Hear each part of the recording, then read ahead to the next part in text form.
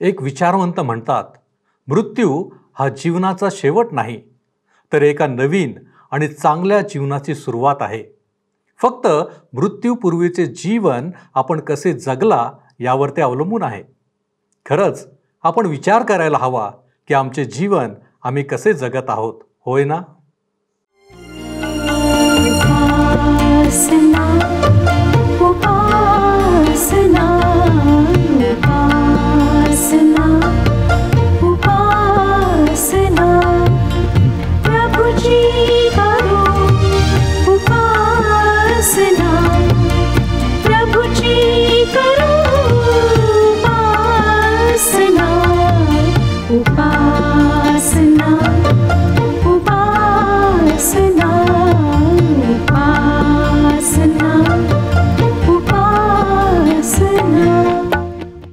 उपस्थित सर्व बंधू आणि भगिनींनो, उपासना कार्यक्रमामध्ये आपले हार्दिक स्वागत.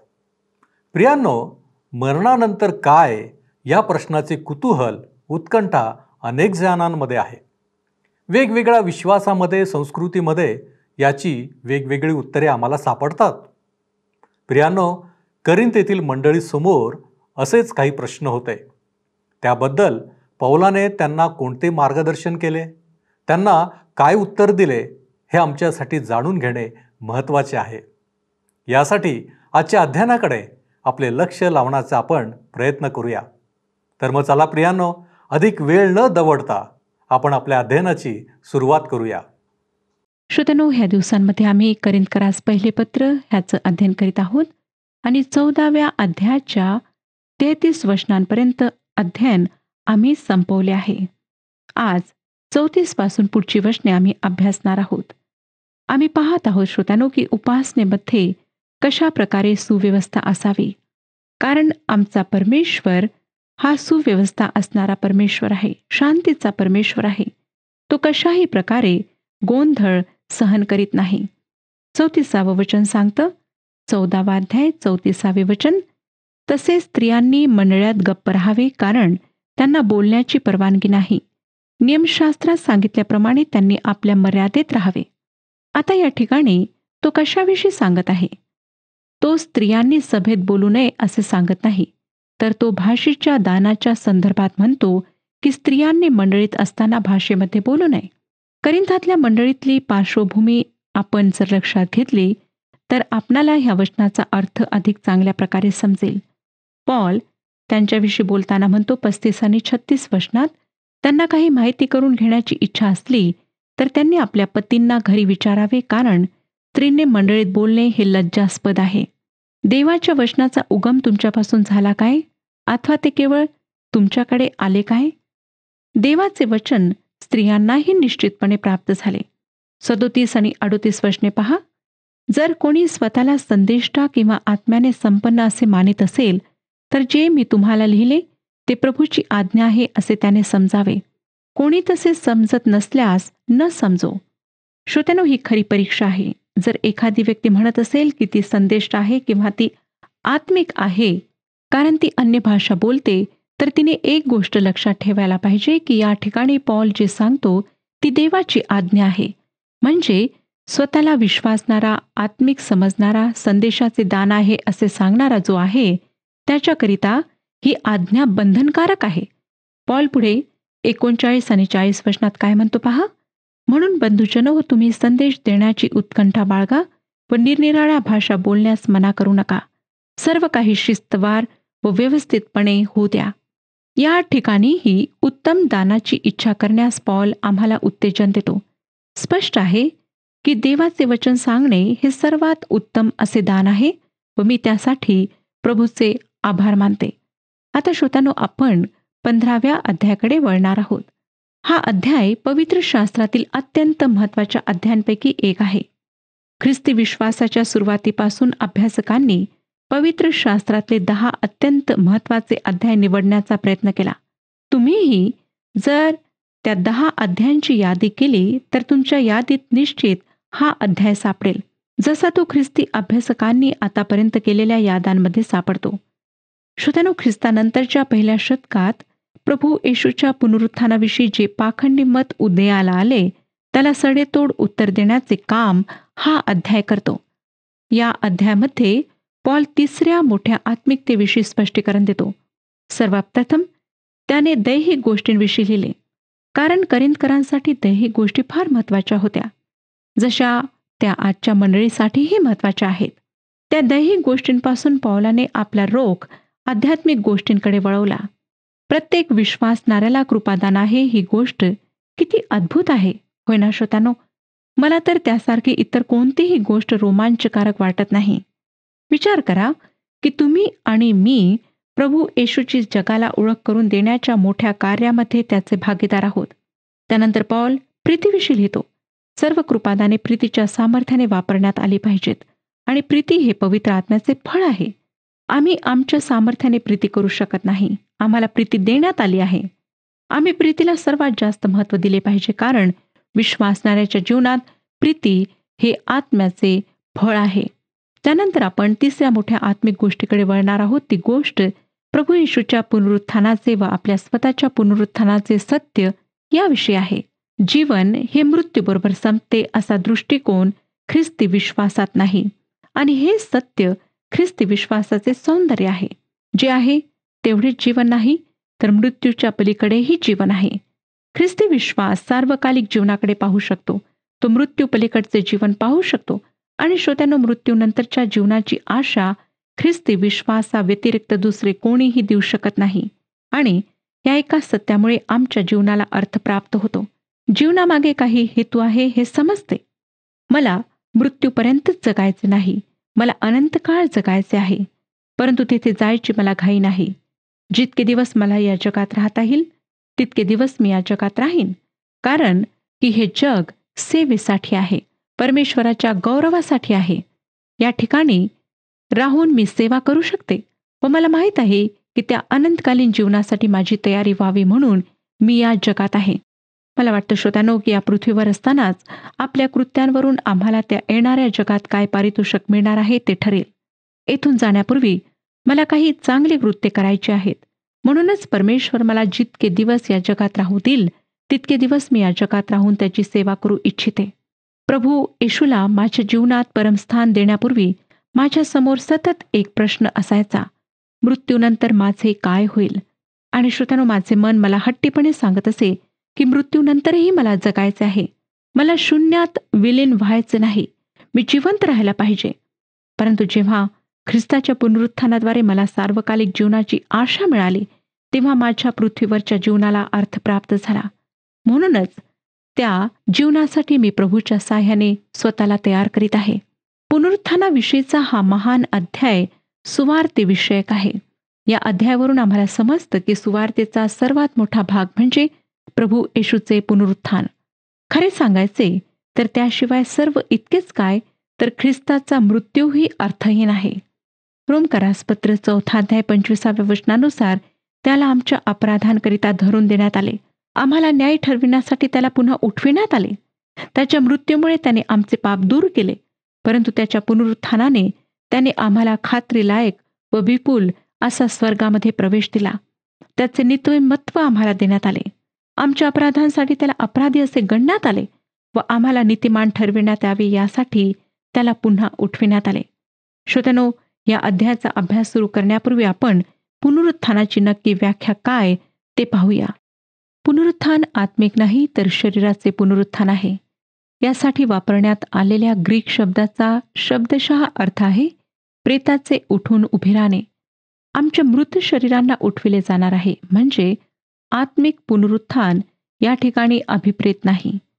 पुरोगामी मताचे ख्रिस्ती लोक शारीरिक पुनरुत्थानावर विश्वास ठेवत नाहीत, ते आत्मिक पुनरुत्थानाविषयी बोलतात.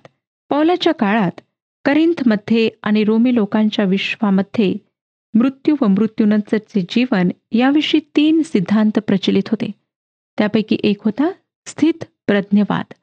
या वादानुसार मृत्यूनंतर आत्मा देवामध्ये विलीन होतो, म्हणून त्यामुळे व्यक्तिमत्व नष्ट होते. या सिद्धांतानुसार पुनरुत्थानाची कल्पना अस्तित्वहीन होते. त्यानंतर एपिक्युरियन तत्वज्ञानही तेव्हा प्रचलित होते. या तत्वज्ञानाचा भर भौतिक सुखांवर होता आणि या तत्वानुसार मृत्यूने मानवाचे अस्तित्व नष्ट होते. मानवी अस्तित्वाचा शेवट मृत्यूमध्ये होतो. तिसरे तत्वज्ञान प्लेटोनिझम. या तत्वज्ञानानुसार आत्मा अमर आहे, परंतु तो स्थलांतर करतो. आज आमच्या देशामध्ये हे तत्वज्ञान शिकवल्या जाते. तसेच ते दुसऱ्या देशातील काही संप्रदायांमध्येही शिकवल्या जाते. हे तत्वज्ञान शारीरिक पुनरुत्थान नाकारते. ही तिन्ही तत्वज्ञाने त्या काळात प्रचलित असल्यामुळे जेव्हा पौलाने अथेन्समध्ये पुनरुत्थानाविषयी शिकवायला सुरुवात केली, तेव्हा तेथील लोकांना वाटले की तो नवीन देवाविषयी बोलत आहे. पौल आत्मिक पुनरुत्थानाविषयी बोलत नाही, हे आम्ही लक्षात ठेवले पाहिजे. आत्मा मरत नाही. ज्या क्षणी शरीर मरण पावते त्या क्षणी आत्मा दुसरीकडे निघून जातो. पवित्र शास्त्र आम्हाला सांगते की जर एखादी व्यक्ती देवाचा पुत्र किंवा कन्या असेल तर तिच्या बाबतीत शरीरामध्ये गैरहजर असणे म्हणजे प्रभूजवळ हजर राहणे होय. जर एखादी व्यक्ती प्रभूचा पुत्र किंवा प्रभूची कन्या नसेल तर तिचा आत्मा पीडेच्या ठिकाणी जातो. आपल्या प्रभूने ती जागा ठरवली आहे. या अध्यायाचा अभ्यास सोयीचा व्हावा यासाठी आपण या अध्यायाची 5 विभागांमध्ये विभागणी करूया. पहिल्या विभागात म्हणजे 1 ते 4 या वचनांमध्ये पुनरुत्थानाचे सुवार्तेतील परमस्थान दिलेले आहे. दुसरा विभाग म्हणजे 5 ते 19 ही वचने पुनरुत्थानाचे पुरावे देतात. तिसरा विभाग म्हणजे 20 ते 28 ही वचने पुनरुत्थानाचे प्रदर्शन करतात. त्यानंतर चौथ्या विभागात म्हणजे 29 ते 50 या वचनांमध्ये पुनरुत्थानाची पद्धती व कार्यक्रम याविषयी माहिती आहे.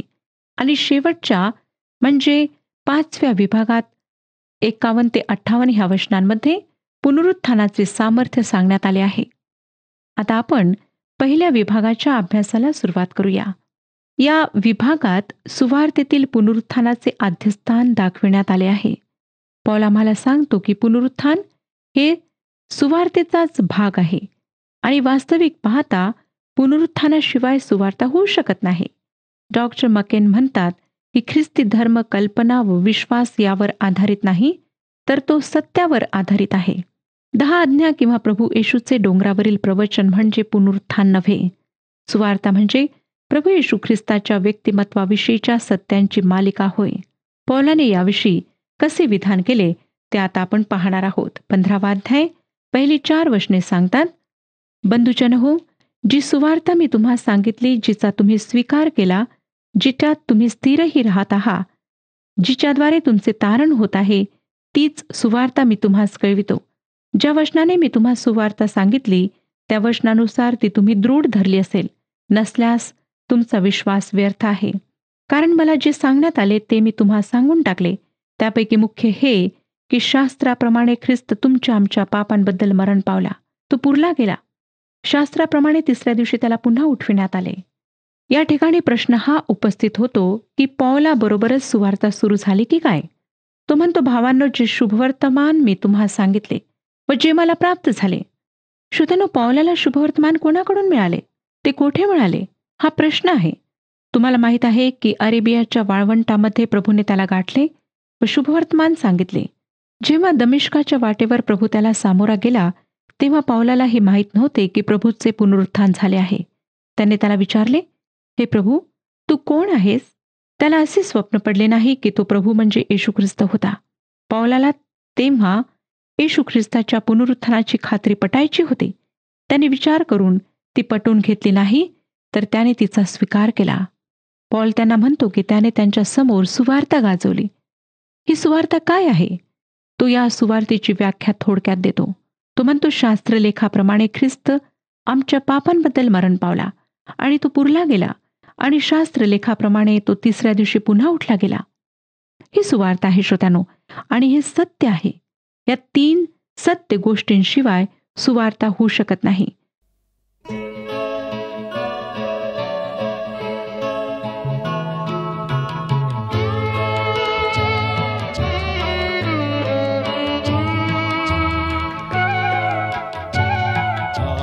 जीव तुझ साठीच रे ख्रिस्ता, आता स्वीकारून घे मला.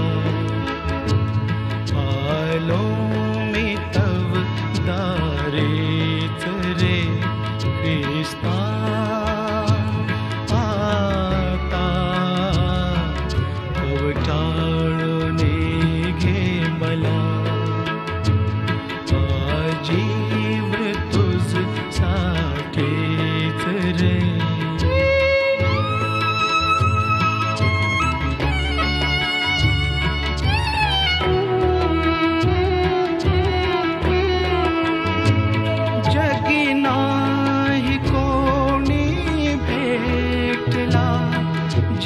लग सका तुझ सारखा.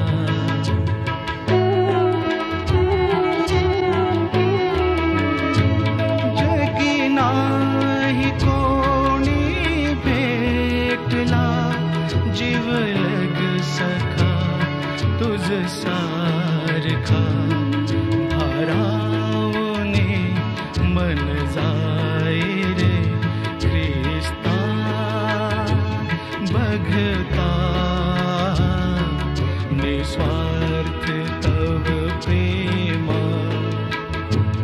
हा जीव तुझ साठीच रे.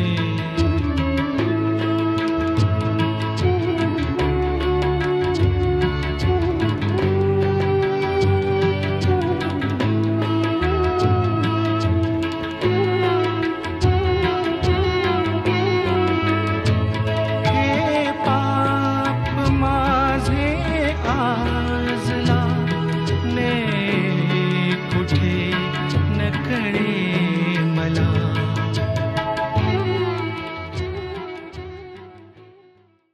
तुमच्या व माझ्या पापांसाठी प्रभू येशू ख्रिस्त मरण पावला, त्याला पुरले व तो पुन्हा उठला. ही सुवार्ता म्हणजे चांगली बातमी आहे. कोणी मला सांगितले की मी एक अमुक अमुक काम केले तर मी कोट्याधीश होईन, तर ती माझ्यासाठी चांगली बातमी होणार नाही, कारण कोट्याधीश होण्यासाठी मला काम करावे लागेल. परंतु जर कोणी मला म्हणेल की अमुक एका व्यक्तीचे तुझ्यावर फार प्रेम होते, ती व्यक्ती मरण पावली, परंतु मरणापूर्वी तिने तुझ्यासाठी कोट्यावधी रुपये मागे ठेवले आहेत, ही बातमी माझ्यासाठी चांगली बातमी होईल, कारण मी स्वतः प्रयत्न न करता मी अत्यंत श्रीमंत आणि सुखी होऊ शकते. सुवार्ता आम्हाला काही करायला सांगत नाही, तर जी प्रभू येशूने आमच्यासाठी आधीच करून ठेवले ते सांगते. शास्त्रलेखाप्रमाणे तो आमच्यासाठी मरण पावला, त्याला पुरले व तो मरणातून पुन्हा उठला. तो मरण पावला हे एक ऐतिहासिक सत्य आहे. फार कमी लोक ते सत्य नाकारू शकतील, परंतु त्याबरोबर तो पुरला गेला हे सत्यही जोडले पाहिजे. हे सत्य अशासाठी महत्वाचे आहे की त्यावरून जो अदृश्य झाला नाही हे सिद्ध होते. याचा अर्थ असा की त्यांच्याजवळ प्रभू येशूचा मृतदेह होता. निकोदेम, अरिमथाईकर, योसेफ व इतर ज्यांनी त्याला वधस्तंभावर खेळलेले पाहिले त्यांना तो कोण होता ते माहीत होते. त्यांना तो येशू आहे हे माहीत होते. त्यांनी येशूचा मृतदेह पुरला. ही गोष्ट महत्वाची आहे, कारण त्यावरून त्याचा मृत्यू सिद्ध होतो. त्यानंतरचे तिसरे सत्य आहे की तिसऱ्या दिवशी तो शास्त्रलेखाप्रमाणे पुन्हा उठला. त्याचे पुनरुत्थान सुवार्तेचा भाग आहे. त्याची कबर रिकामी होती. हाच त्याच्या उठण्याचा पुरावा होता. श्रोत्यांनो, येशू मरण पावला, त्याला पुरण्यात आले व तो पुन्हा जिवंत झाला, ही सुवार्ता आहे, हा पुरावा आहे. त्यानंतर या पुनरुत्थानाचा दुसरा जो पुरावा आहे तो म्हणजे करिंथकरांचा अनुभव. 1 आणि 2 वचने मी आपणाकरिता वाचलेली आहेत.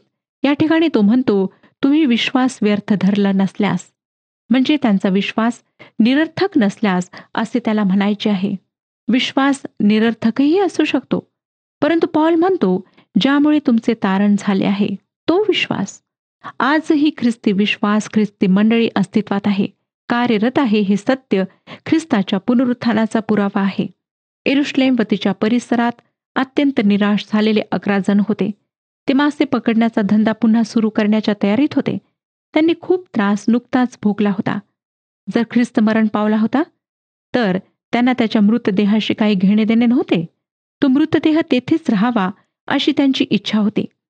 आणि रोमी पहाऱ्याला चुकवून येशूच्या कबरेवरील रोमी शिक्का फोडून येशूचे शरीर बाहेर काढणे म्हणजे स्वतःवर आणखीन संकट ओढून घेण्यासारखे होते.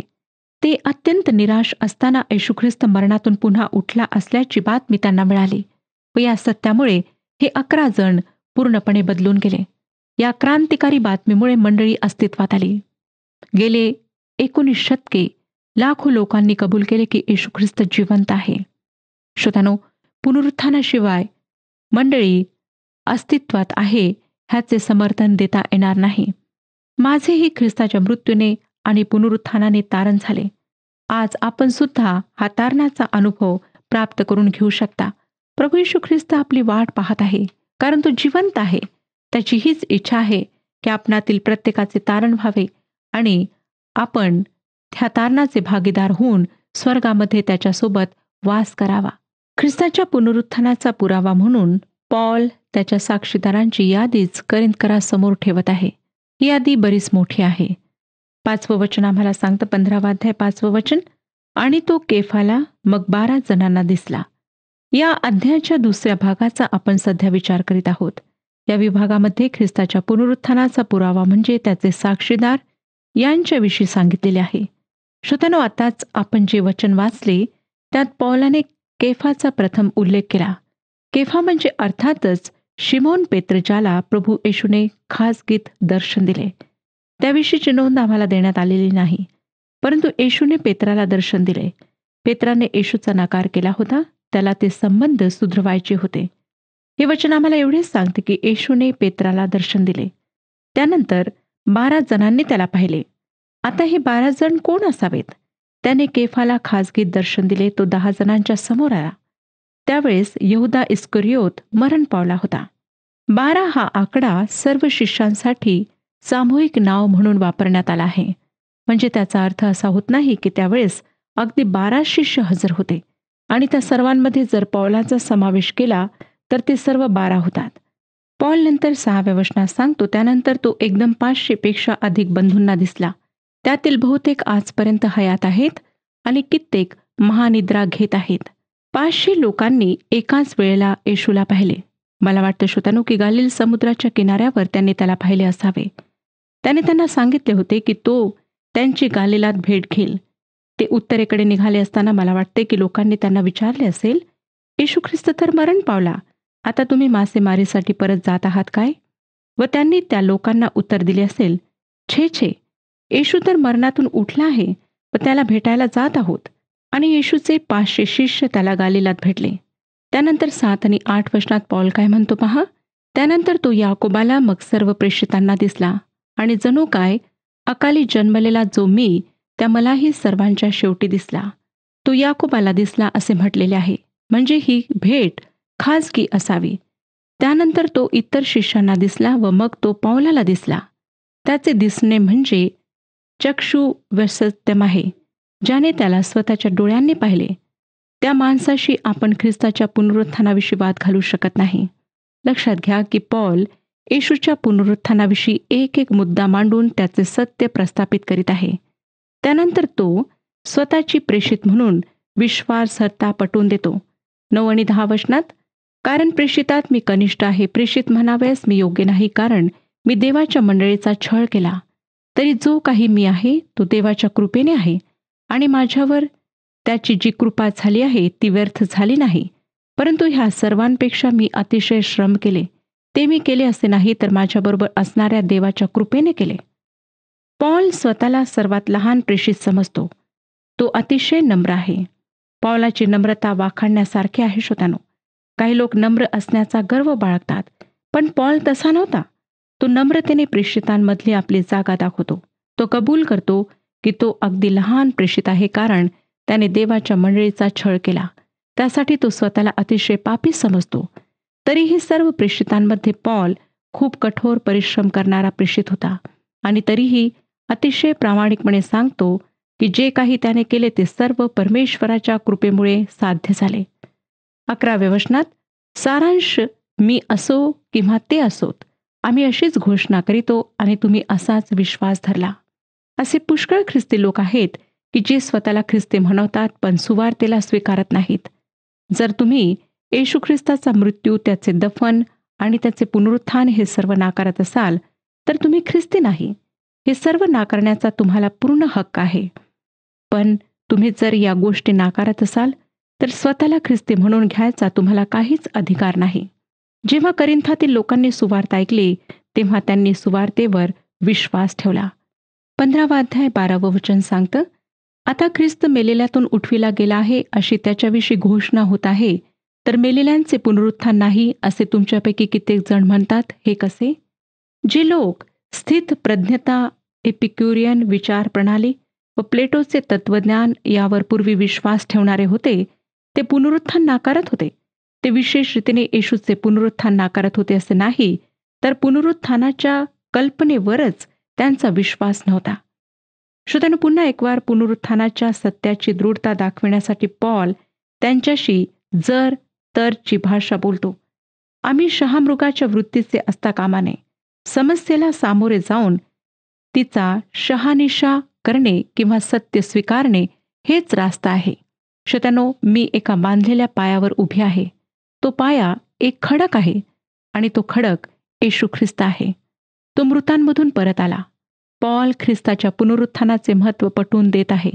13व्या वचनात तो म्हणतो, जर मेलेल्यांचे पुनरुत्थान नाही तर ख्रिस्तही उठविला गेला नाही. जर मृतांचे पुनरुत्थान नाही तर ख्रिस्तही उठवला गेला नाही. ह्या दोन्ही गोष्टी एकमेकांशी जोडल्या गेल्या आहेत. ख्रिस्ताच्या पुनरुत्थानाच्या आधारावर पॉल पुढे म्हणतो की तो प्रथम फळ असा आहे, म्हणजे त्याच्यानंतर आणखी लोक पुनरुत्थित होणार आहेत.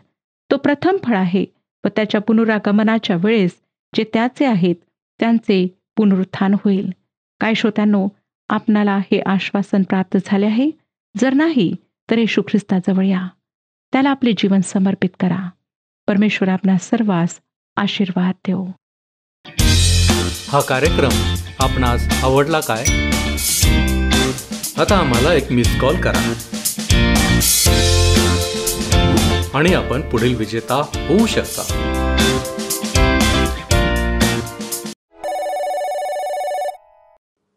प्रियांनो, आपण पाहिले की पौलाने पुनरुत्थानाच्या सत्याची दृढता लोकांसमोर व्यक्त केली. जी सुवार्ता पापांच्या क्षमेसाठी आहे ती येशू ख्रिस्ताच्या मृत्यू आणि पुनरुत्थानावर केंद्रित आहे. म्हणूनच प्रियांनो, तारणाचा पाया असलेल्या या संदेशाला दृढ धरून राहण्याच्या महत्त्वावर आपणही भर दिला पाहिजे. हे सत्य आहे की ख्रिस्तामध्ये विश्वासणाऱ्यांचे पुनरुत्थान होईल, म्हणजेच ते मृतातूनही उठवले जातील. प्रियांनो, येशूने म्हटले आहे की पुनरुत्थान आणि जीवन मीच आहे. पहा, ख्रिस्त सर्व काही करण्यास समर्थ आहे. हे सत्य आपण स्वीकारले आहे काय? आज आपण यावर विचार कराल काय? आपण प्रार्थना करू. आमच्यावरती प्रीती करणाऱ्या आमच्या महान प्रेमळ परमेश्वरा, आम्ही तुझ्या नावाला धन्यवाद देतो यासाठी की आमच्या जीवनामध्ये प्रभू येशू ख्रिस्त तू आम्हाला दिलास.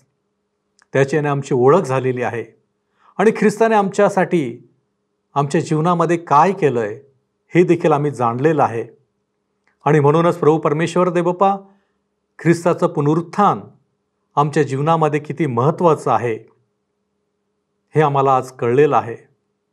आणि याच पुनरुत्थानाच्या विश्वासावरती आमचा विश्वासाचा पाया आहे. आणि म्हणून प्रभूजी, आज आम्ही स्वतःला तुझ्या पवित्र हातामध्ये सोपवतो. प्रभूजी, तू आम्हाला सहाय्य कर. काही गोष्टींचं आकलन आम्हाला होत नाही, परंतु बापा, ज्यावेळेस तू आम्हाला सहाय्य करतोस, निश्चितपणे आमचं जीवन त्याद्वारे आशीर्वादित बनतं. आणि म्हणून प्रभूजी, आम्ही इथून पुढची सर्व वेळ तुझ्या हाती सोपवितो. तुझ्यामध्ये दृढ राहण्यासाठी तू आम्हाला सहाय्य कर. येशू ख्रिस्त आमचा प्रभू याच्याद्वारे मागतो, म्हणून तू ऐक. आमेन. मरणावर विजय मिळवणाऱ्या पुनरुत्थित येशू ख्रिस्ताची कृपा आपणाबरोबर सदैव राहो.